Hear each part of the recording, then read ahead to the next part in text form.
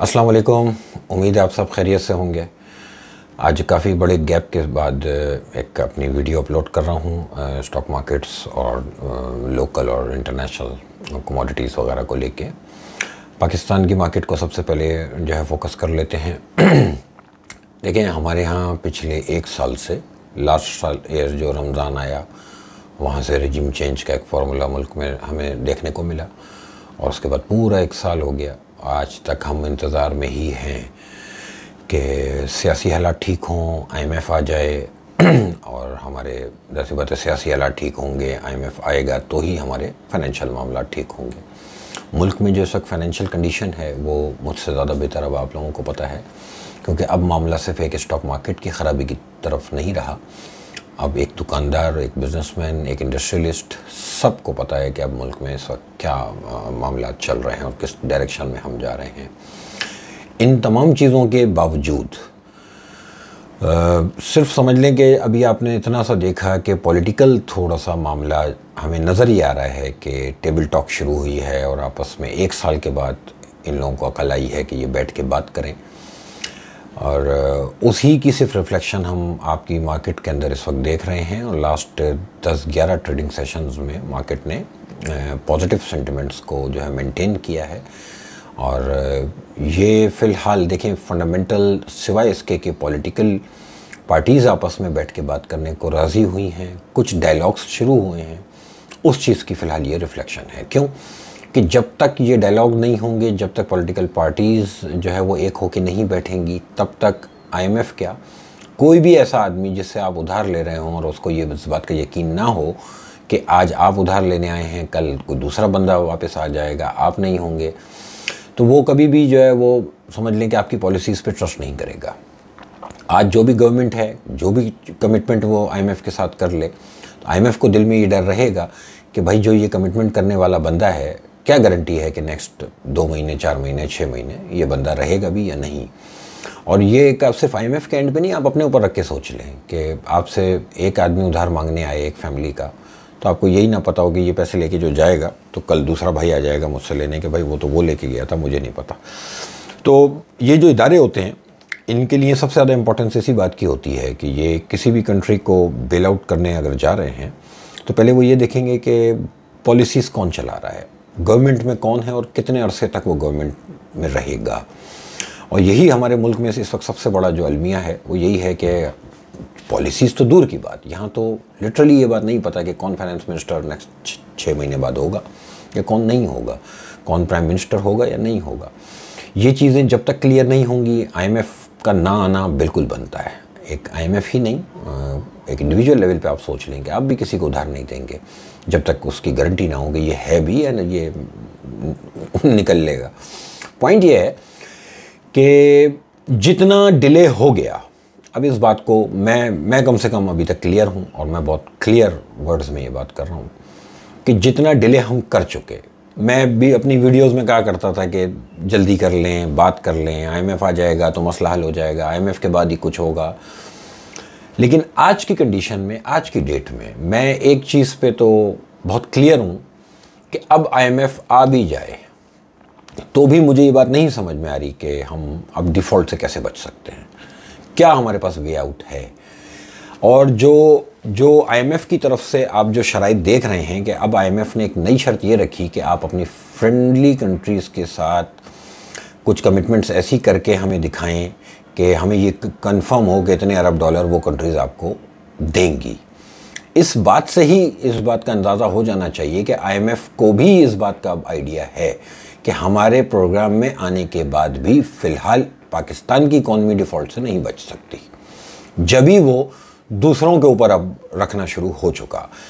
कुछ अरसे पहले, अगर 3 महीने पहले, 4 महीने पहले, 2.5 महीने पहले भी अगर ये पॉलिटिकल मामलात को हम रिज़ॉल्व कर लेते, अगर हमारे सियासतदान टेबल पे बैठ के इस मामले को, इलेक्शन के मामलात को और जो पॉलिटिकल मामलात हैं उनको रिज़ॉल्व कर लेते और आईएमएफ पहले आ जाता, तो शायद ये कंडीशन ना होती। आज जो आईएमएफ आज से पहले आप सुनते होंगे कि IMF ये कहता था कि ठीक है हम बेल आउट दे रहे हैं, या कंट्रीज़ ये कहती थी कि IMF का पैकेज आप ले लें तो फिर हम भी आपको कुछ ना कुछ पैसे देंगे। आज उल्टा सीन ये है कि IMF कह रहा है कि हमारा पैकेज आपके लिए ठीक है, कोई मसला नहीं, लेकिन अब आप चाइना से, सऊदीया से, UAE से अब आप इनसे गारंटीज़ दिलवाएँ हमें। ये जो IMF की मूव है ना, बेसिकली ये फर्स्ट टाइम है। किसी भी IMF प्रोग्राम में जब हम गए तो IMF ने कभी भी ये शर्त नहीं रखी थी। इस शर्त की वजह से मैं कम से कम इस बात के लिए कन्विंस्ड हूँ कि IMF की ये जो बात है, ये बात इंडिकेट कर रही है कि IMF पैकेज के बाद भी एक डिफ़ॉल्ट तो हमारा पक्का है। इस वक्त उस डिफ़ॉल्ट से कैसे बचा जा सकता है, सिवाय इसके कि कोई भी एक जो है वो कंट्री ऐसी हमारी, जो हमारा फ्रेंड सर्कल है पाकिस्तान का, उसमें सऊदीया है, UAE है, चाइना है, कि या तो ये हमें कुछ एक्स्ट्राऑर्डिनरी कुछ जो है वो पैसे देते हैं और ये लोग कहीं से हमें जो है वो बचाने की कोशिश करें तो ठीक है। अदरवाइज़ IMF क्लियर इन दूसरे अल्फाज में ये कह रहा है कि हमारे पैकेज का कोई फ़ायदा फ़िलहाल नहीं रहा और ये डिफ़ॉल्ट तो फ़िलहाल पक्का है। ये जो एक महीना स्टार्ट हो चुका, अप्रैल, मई, जून, अब ये जो 3 महीने थे इसमें से 1 महीना ये फिर गुजर गया और अब ये जो नेक्स्ट 2 मंथ्स हैं इसमें जो भी पाकिस्तान को जो है वो पेमेंट्स करनी है वो तकरीबन $4.1 बिलियन की है। अब हमारे पास स्टेट बैंक के पास कितने रिज़र्व हैं और तमाम बैंक्स के मिला के हमारे कितने रिज़र्व्स हैं, तो इस हालात में मैं कम से कम इस वक्त कैलकुलेट करने की पोजीशन में नहीं हूँ कि मैं इस वक्त प्रिडिक्ट कर सकूँ कि हमारी डॉलर रुपये पैरिटी क्या होगी, हमारी डिवैल्यूएशन किस हद तक और हो सकती है। और जब तक डिवैल्यूएशन को नहीं मैं जो है वो कैलकुलेट कर पाऊँगा तब तक मैं इन्फ्लेशन को नहीं कर पाऊँगा, और इन्फ्लेशन को मैं कैलकुलेट नहीं करूँगा तो फिर इंटरेस्ट रेट मेरे हिसाब से तो बहुत कम है अभी। अब जो हालात, इन्फ्लेशन की फिगर्स जो ऑफिशियली भी आ रही हैं, अगर आप ऑफिशियल फिगर्स पे भी ट्रस्ट कर लें, जो कि नहीं करना चाहिए ट्रस्ट, लेकिन उस पर भी अगर कर लिया जाए तो भी इंटरेस्ट रेट 21% बनता नहीं है। अभी आगे और इंटरेस्ट रेट की हिट हमें शायद खानी पड़ेगी। पॉइंट ये है कि ये इतनी ख़राबी क्यों हुई, सिर्फ एक रीज़न है, वो पॉलिटिकल अनरेस्ट था मुल्क के अंदर। कोई भी पॉलिटिकल पार्टी हो, आज हुकूमत में जो बैठे हुए हैं वो हों या आज जो अपोजिशन में जो बैठे हुए हैं वो हों, सब इस बात के ज़िम्मेदार हैं। क्योंकि एक बात तो बड़ी क्लियर है कि तमाम पॉलिटिकल पार्टीज़ ने मुझे और आपको इग्नोर करके अपनी कुर्सी, मुझे वज़ीर आज़म बनना है, मेरी टीम होनी चाहिए, मुझे इक़्तिदार मिल जाए, इसके अलावा और कुछ नहीं हुआ। अब इस बात को आप पॉलिटिकल एफिलिएशन की वजह से माने ना माने, नुकसान आपका भी हो गया। आप एक पार्टी को सपोर्ट करते हो, फलाना दूसरी पार्टी को सपोर्ट करता हो, पार्टीज़ में जो लोग मज़े ले रहे हैं इक़्तिदार के, वो मुझे और आपको पूछते भी नहीं, ठीक है। और हम और आप आपस में रिलेशंस ख़राब किए जाएं, हम और आप कौम लड़े चली जा रही है कि तू PDM का और तू PTI का। पॉइंट ये है कि कोई पाकिस्तानी बन के इन मामलात की तरफ अगर देखे तो और कुछ नहीं, तो वही बात है कि नेगेटिव्स में भी कुछ पॉजिटिव्स होते हैं। उस हिसाब से अगर मैं देखूं तो मुझे तो ऐसा दिख रहा है कि शायद ये अल्लाह की तरफ से एक ब्लेसिंग ही है कि आज अगर इन हालात में हमारा मुल्क ना आता तो सियासतदानों के अलावा जो इदारे इस दफ़ा बेनकाब हुए, चाहे वो हमारी इस्टेब्लिशमेंट हो, चाहे हमारी अदलिया हो, तो अल्लाह पाक ने ये तो करम कर दिया कि कम से कम बड़ा लाउडली पूरी कौम जो है वो इस वक्त बोल रही है कि किन किन इदारों का हाथ है इस मुल्क को डुबोने में। पॉलिटिशियंस उसमें जो है वो फ्रंट से लीड करते रहे और इनके साथ साथ पीछे पीछे, अब आपने देख लिया अदलिया का भी क्या रोल रहा है और बाकी जो भी इदारे हैं उनका क्या रोल रहा, तो सब ने मिल के इस मुल्क को डुबोया है। अब मुझे तो सिर्फ जो एक्साइटमेंट है वो इस बात की है और मैं बैठ के बड़े मज़े से एंजॉय कर रहा हूँ इस बात को अब फ़िलहाल कि अब बचा के दिखाओ डिफ़ॉल्ट से।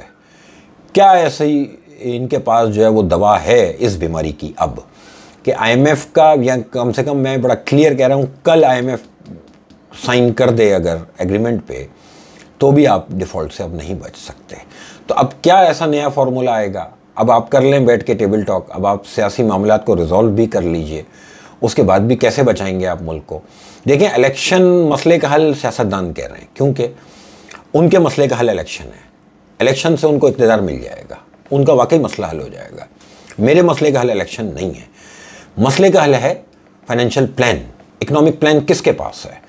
कोई एक पार्टी इस वक्त है, अगर है तो मुझे प्राइवेट में व्हाट्सएप पे उसका वो आप मुझे डिटेल भेज दीजिएगा कि कौन सी पार्टी है जो इस वक्त कोई फाइनेंशियल प्लान लिए बैठी है, किस तरह से मुल्क को बचाने के लिए वो एफर्ट्स करेंगे, कौन सी टीम है उनके पास, कौन लोग हैं उस टीम में। अब कम से कम पहले ये पता होना चाहिए, हमारी कौम को कम से कम अब जाग जाना चाहिए कि भाई सियासी मामला से बाहर आ जाओ। मार्केट ने आपके रिएक्ट करना शुरू किया है तो वो सिर्फ पॉलिटिकल सर्टेनिटी, पॉलिटिकल स्टेबिलिटी की वजह से कि एक उम्मीद बनी है। बाज़ार में जो एक इंटरेस्टिंग चीज़ हुई जिसकी वजह से मैं ये ख़ास तौर से वीडियो बना रहा हूँ, technicals is the reflection of fundamental. ठीक है, फंडामेंटल बाद में आता है, टेक्निकल पहले उसको प्रिडिक्ट करता है। टेक्निकल चार्ट्स के ऊपर जो मंथली क्लोजिंग आई है ये अगस्त 2021 के बाद कुछ खास मूविंग एवरेजेस के ऊपर क्लोज आया है। मंथली क्लोज 200 डीएमए के ऊपर, वीकली क्लोज 200 डीएमए के ऊपर और डेली क्लोज 200 डीएमए के ऊपर। ये तीनों क्लोजिंग, कल का दिन तीनों क्लोजिंग का था और तीनों क्लोजिंग जो है वो बहुत अरसे के बाद मैं देख रहा हूँ कि इसके ऊपर आई हैं। और 200 डीएमए के ऊपर क्लोज होने का मतलब ये है कि मार्केट अपने पॉजिटिव ट्रैक पे आने की कोशिश कर रही है। ये एक क्लोजिंग हो गई, इसको सस्टेन करना मकसद है। मैं अक्सर अपने जूनियर्स को सिखाता हूँ कि एक क्लोजिंग और नेक्स्ट डे ओपनिंग ये मैटर करती है। अच्छा, इसी तरह जैसे मंथली क्लोज कल आया तो मंथ ऑन मंथ बेसिस पे अब ये लेवल जो है कंटिन्यू रहना चाहिए। अब ये नहीं हो कि नेक्स्ट मंथ में ये लेवल ब्रेक करके वापस मार्केट नीचे आ जाए। वो एक ही सूरत में होगा कि दोबारा से कोई फंडामेंटल चेंज, कोई नेगेटिव बात सामने आ जाए, फिर से मुल्क के अंदर कोई गड़बड़ हो जाए।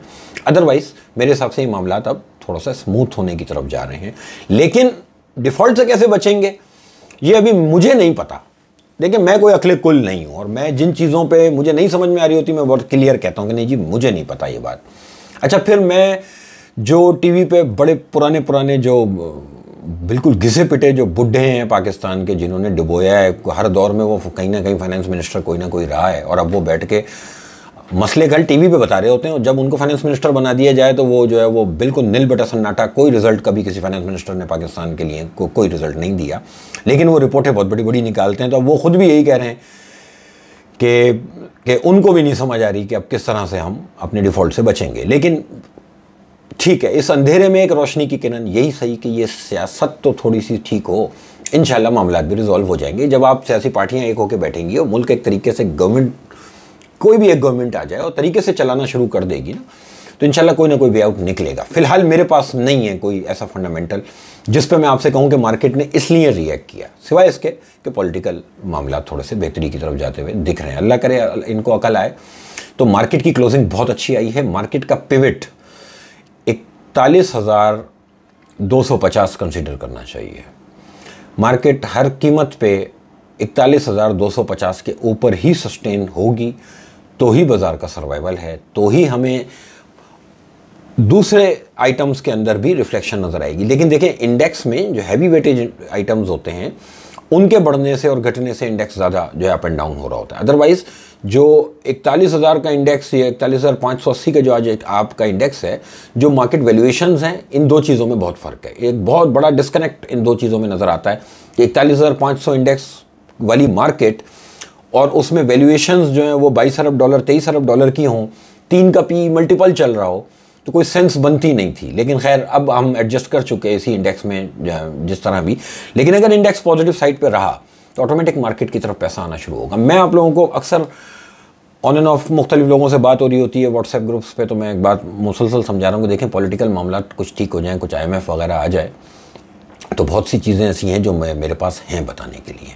देखिए, इन्फ्लेशन पूरी दुनिया का टॉपिक है, इंटरेस्ट रेट पूरी दुनिया का टॉपिक है, और आज तक फाइनेंशियल हिस्ट्री में जो चीज़ें देखी गई और जो थ्योरेटिकल चीज़ें भी हैं कि इंटरेस्ट रेट ऊपर तो स्टॉक मार्केट्स नीचे, बाखुदा दुनिया में ऐसा नहीं हो रहा। पहली बार अगर हमने एक पैंडमिक देखा था, एक अनहोनी कुछ होती देखी थी, उसी तरह फिर पहली बार हमने सप्लाई चेन का मसला और फिर इन्फ्लेशन देखी और उसमें रशियन वॉर ने और ट्रिगर कर दिया। ये जो इन्फ्लेशन को इस तरह ऊपर जाते हुए देखा और इस तरह से हमने जो पूरी दुनिया के अंदर एक क्राइसिस आते हुए देखे, ये भी फर्स्ट टाइम पूरी दुनिया ने विटनेस किया। लेकिन उसके साथ साथ फर्स्ट टाइम कम से कम मैं ये देख रहा हूँ कि मैंने बहुत पीछे से हिस्ट्री चेक कर रहा हूँ कि कभी ऐसा दुनिया में हुआ हो कि इंटरेस्ट रेट भी ऊपर हो, इन्फ्लेशन भी ऊपर हो और फिलहाल इंटैक्ट हैं दोनों चीज़ें ऊपर, लेकिन पूरी दुनिया की स्टॉक मार्केट्स परफॉर्म कर रही हैं, पूरी दुनिया की स्टॉक मार्केट्स। अब मैं इसके ऊपर तकरीबन 2 घंटे की वीडियो बना सकता हूं, एक एक स्टॉक मार्केट की कैपिटलाइजेशन से लेके उनके सेक्टर्स तक बता सकता हूं।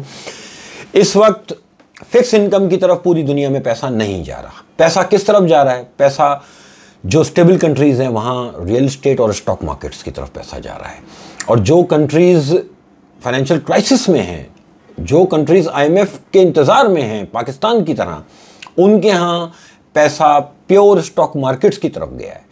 और दुनिया में इस वक्त 2 से 3 कंट्रीज़ ऐसी हैं जिनके फाइनेंशियल हालात पाकिस्तान से भी बदतर हैं, लेकिन उनकी स्टॉक मार्केट ने 800% का रिटर्न दिया है पिछले 1 साल में।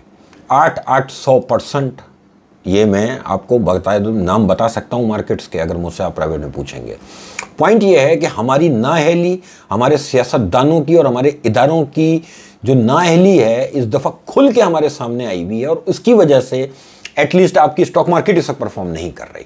देखें, अगर पॉलिटिकली भी आप मामलात को संभाल लेते ना, तो शायद आज ये दौर नहीं आता कि IMF के बाद भी आप जो है वो डिफ़ॉल्ट से बचने की पोजीशन में अब नहीं है, और ये क्वेश्चन मार्क नहीं आता कि आप कैसे बचेंगे। मुझे नहीं पता, कम से कम कोई और मुझे समझा दे कि कैसे बचेंगे भाई। अब क्या होगा, क्या ऐसा जो ये पेमेंट्स देनी है इतने जल्दी, ये पैसे अरेंज कैसे होंगे हमारे पास?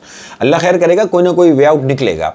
तो इसलिए बाजार में 41,250 के ऊपर पॉजिटिव रहना चाहिए, और इंतज़ार करें, कुछ खबरें इसका मतलब है आने वाले दिनों में हमें सुनने को मिलेंगी। अगर बाजार सस्टेन करेगा, सिर्फ एक क्लोजिंग आ जाना मसले का हल नहीं है, बहुत क्लियर कह रहा हूँ, क्योंकि मेरे पास फंडामेंटल नहीं है। या तो मुझे फंडामेंटल क्लिक कर जाए तो फिर मैं उस पर कॉन्फिडेंट हो जाऊँ कि हाँ जी ये खबर है, इसकी वजह से हम चल रहे हैं। अभी तक कोई खबर मेरे पास नहीं है सिवाय पॉलिटिकल, लेकिन बाजार रिएक्ट करता है, और फिर market is always right, market गलत नहीं होती। तो मार्केट अगर कर रही है, मार्केट ने क्लोजिंग दी है तो बहुत अच्छी क्लोजिंग दी है। ऑनेस्टली स्पीकिंग एक उम्मीद बन गई मुझको। मैं बड़ा जैसे कि ना होपलेस होकर बैठा हुआ था पिछले 2 महीने से।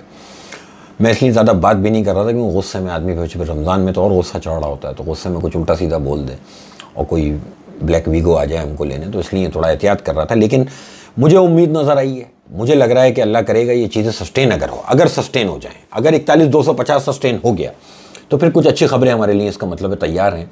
फिर हमारी मार्केट में भी पैसा आना शुरू हो जाएगा, जैसा कि पूरी दुनिया की मार्केट में आ रहा है। ये कोई अचंभा नहीं होने जा रहा।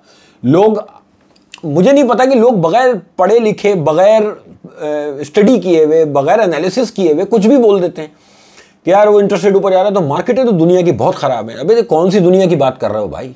वो दुनिया मुझे भी दिखाओ जहाँ की स्टॉक मार्केटें ख़राब हैं, मुझे भी तो पता चले। कौन सी कंट्री है दुनिया की, मुझे बताएं, जिसकी स्टॉक मार्केट ख़राब है सिवाय पाकिस्तान के। पाकिस्तान आपका है, मेरा नहीं है, ठीक है। लेकिन भाई ये जो आपका पाकिस्तान है, इसके अलावा कोई एक कंट्री दिखाएं आप मुझे। अब आप वो कंट्रीज़ भी ले लीजिए जिन कंट्रीज़ की हालत हमसे ज़्यादा पतली है। आप टर्की की मार्केट देख लें, आप इजिप्ट की मार्केट देख लें, आप अर्जेंटाइन की मार्केट देख लें, आपके होश उड़ जाएंगे, तोते उड़ जाएंगे कि ये क्या है, ठीक है। वैसी ही कुछ चीज़ें इंशाल्लाह हमारे यहाँ भी नज़र आएंगी।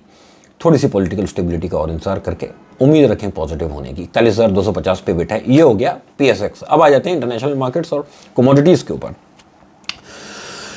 शायद 2020 के बाद से जितने भी इवेंट्स हो रहे हैं, हमने 2020 के बाद पहली बार देखा कि ऑयल जब माइनस ट्रेड हो सकता है, तो एक अनहोनी बात थी, यानी अनहोनी बात थी कि माइनस ट्रेड कैसे होगा।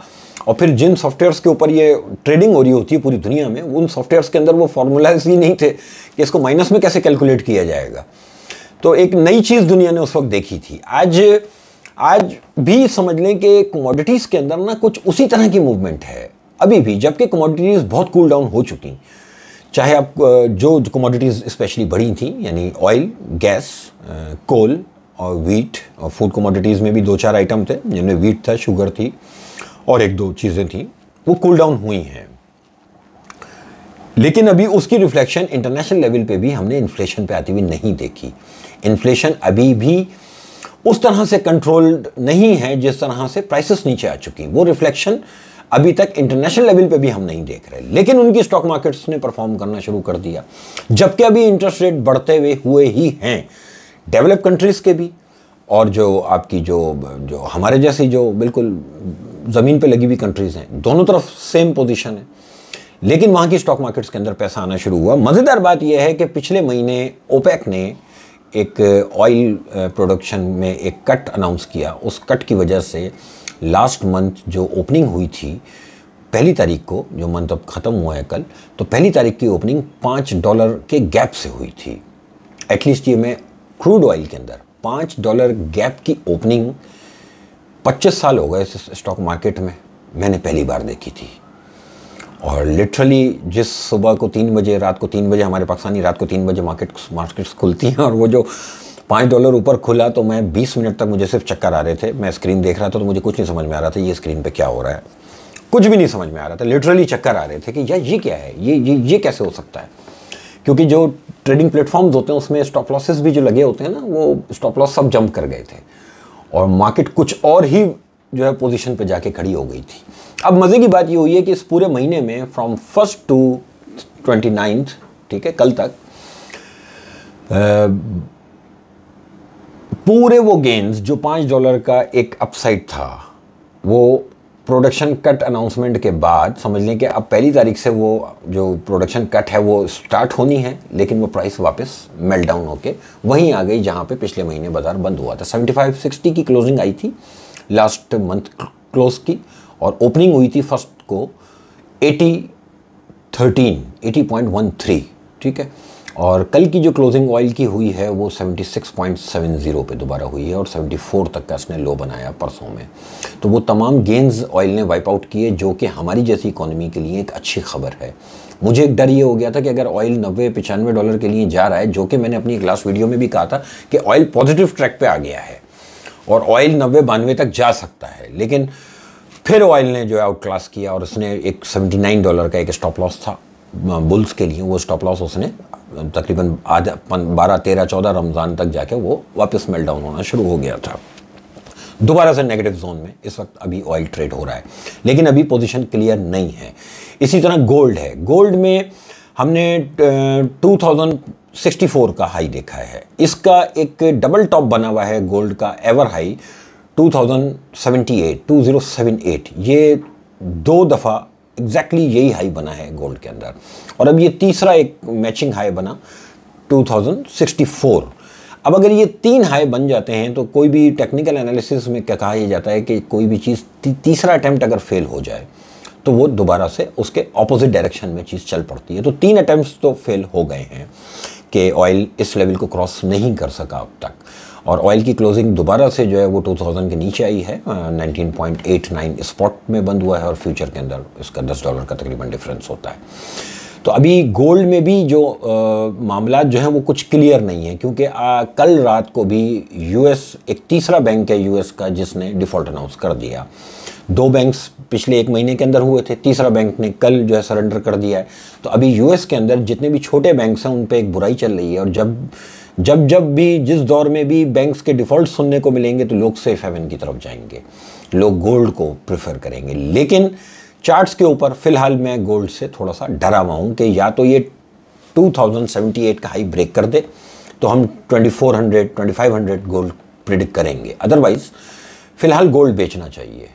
और स्टॉप लॉस वही 2078 के ऊपर का है कि गोल्ड जब बढ़े तो थोड़ा सा बेचने वाली साइड पर रहें। ये मैं लोकल वालों से नहीं कह रहा भाई, ये मैं इंटरनेशनल वालों से कह रहा हूँ, ठीक है, जो लोग इंटरनेशनल गोल्ड ट्रेड करते हैं, क्योंकि लोकल में डायनेमिक्स अलग हैं। अगर हमारा रुपी जो है वो अभी डेप्रिशिएट और होना है अगर, तो गोल्ड प्राइस आपके यहाँ बढ़ेगी अभी, ठीक है। आईएमएफ प्लान अगर अभी, आईएमएफ प्रोग्राम अगर अभी नहीं हुआ है और आगे 2 महीने अल्लाह ना करे नहीं होगा, तो अभी डेप्रिसिएशन और होनी है, और डेप्रिसिएशन और होगी तो लोकल गोल्ड प्राइस अभी और बढ़ सकती है। वो एक अलग टॉपिक है, वो जैसे जैसे खबरें आती जाएंगी बताता जाऊंगा। ऐसी बात है कि वीडियो के अंदर एक ओवरऑल सिनेरियो के ऊपर बात करनी होती है। कल कोई फंडामेंटल चेंज आ जाए, मेरी वीडियो में कहीं भी बात बेकार हो जाएगी। बात होती है कि इस वक्त करंट फंडामेंटल्स क्या हैं, उस हिसाब से गोल्ड को बेच के काम करना चाहिए। ऑयल में मैं डाउट्स में हूं, अभी भी क्लियर नहीं है। मैं बेरिश साइड को ही प्रेफर करूंगा दोबारा से, क्योंकि क्लोजिंग बेरिश साइड पे आई है। लेकिन लेट्स सी, देखते हैं कि ऑयल अभी कर क्या रहा है। ऑयल में पिछले 4-5-6 दिन से ऑयल ट्रेड भी नहीं करने दे रहा ढंग से, ना बायर के लिए स्टॉप लॉस कोई ढंग का है, ना सेलर के लिए कोई स्टॉप लॉस ढंग का है। लेकिन शॉर्ट टर्म ट्रेडिंग वालों के लिए एक अच्छी अपॉर्चुनिटी है। गोल्ड की तरफ जो है वो कुछ अच्छे गेंस मुझे अगर तरीके से ट्रेडिंग की जाए बोथ साइड, बाय और सेल बोथ साइड पे, तो गोल्ड में बहुत अच्छे गेंस मुझे आने वाले दिनों में फील होता है, नज़र आएंगे। इसी तरह जो भी बड़ी मार्केट्स हैं दुनिया की, डाउ जोन्स है, फुटसी है, उन्होंने बीच में करेक्शन ली थी, काफ़ी सफिशिएंट करेक्शन आ गई थी और दोबारा से लास्ट मंथ जो है वहाँ पे एक अच्छी अपसाइड आनी शुरू हुई है। इस वक्त तो समझ लें कि इंटरनेशनल स्टॉक्स के अंदर पैसा डालना चाहिए और सेक्टर वाइज कुछ चीज़ें मैं इंटरनेशनल स्टॉक्स की भी मैं रेकमेंड कर सकता हूँ, तो उसमें इन्वेस्ट करना चाहिए। जो भी हमारे ओवरसीज़ पाकिस्तानी हैं, उन लोगों के लिए ज़्यादा अच्छा ऑप्शन है कि वो पाकिस्तान में पैसा बेच के डेप्रिसिएशन की हिट खाएँ। इससे बेहतर है कि वो इंटरनेशनल स्टॉक्स की तरफ जो है वो शिफ्ट हो जाएं, वहाँ से उनको अच्छा कमाने का मौका मिलेगा। और ये सर्विसेज मैं प्रॉपर प्रोवाइड कर ही रहा हूँ अपने ओवरसीज़ इन्वेस्टर्स को भी। इसके अलावा जो भी चीज़ कोई नया डेवलपमेंट हो जाएगी इंशाल्लाह वीडियो में आप लोगों को बताऊँगा। मैंने कोशिश की है कि गुस्से पे कंट्रोल करके PSX के बारे में हिंट्स दूँ आपको। मुझे लगता है, देखें बात यह कि लोग पॉजिटिव सुनना नहीं चाह रहे। मुझे मार्केट पॉजिटिव हुई हुई क्लोजिंग आई हुई लगी है। फंडामेंटल कोई नहीं है मेरे पास, डिफ़ॉल्ट से कोई नहीं बचा सकता। अगर ये क्लोजिंग्स जैसे कहते हैं कि फॉल्स ब्रेकआउट है, तो ये नेक्स्ट मंथ में, यानी जब मंथ स्टार्ट हो रहा है, ये दोबारा 41,250 के नीचे आ जाएगी और इसके नीचे आएगी तो फिर से बाज़ार वही बेयर जोन में चला गया। और अगर 41,250 अगर मेंटेन हो रहा है तो इसका मतलब है अच्छी खबरें आने जा रही हैं, मार्केट में पैसा डालना चाहिए। मैं आपको फिर बता रहा हूँ, पूरी दुनिया के अंदर जो इकोनॉमिक्स की थ्योरी कहती है उससे हट के एक काम हो रहा है। इंटरेस्ट रेट ऊपर, बिकॉज के इन्फ्लेशन ऊपर। ये दो चीज़ें जब ऊपर हों तो स्टॉक मार्केट्स, थ्योरी ये कहती है कि नीचे जाएगी। लेकिन इस वक्त दुनिया की तमाम मार्केट्स ऊपर जा रही हैं। मार्केट्स ऑल टाइम हाई बना रही हैं। मार्केट्स में नई कैपिटलाइजेशन आ रही है। मार्केट में बहुत नया पैसा आ रहा है स्टॉक मार्केट्स में, बता रहा हूँ। अब अगर किसी को अभी भी ना समझ में आ रही हो तो मुझसे प्राइवेट में पूछ लेना, नाम गिनवाने शुरू करूँगा, कैपिटलाइजेशन बताना शुरू करूँगा तो सर पकड़ लेंगे कि यार ये अजीब बात हो रही है। दुनिया में बिल्कुल एक नया काम होने जा रहा है और इंशाल्लाह वो नया काम हमारे यहाँ भी हो जाएगा। नियतें और लोग, बस दुनिया में हमारे ऐसे पाकिस्तानी नहीं है। हर आदमी अपनी कंट्री से जो है वो बहुत लॉयल है। हम लोग थोड़े से बदमाश टाइप लोग हैं। अब अपने आप को ही कह लेते हैं, बाकियों को कहेंगे तो फिर आपको पता है मुसीबत हो जाएगी, तौहीन हो जाती है। आप लोगों का बहुत शुक्रिया, अपना बहुत ख्याल रखिएगा। नेक्स्ट कोई भी चेंज आएगा इंशाल्लाह आप लोगों को बताऊंगा। Thank you.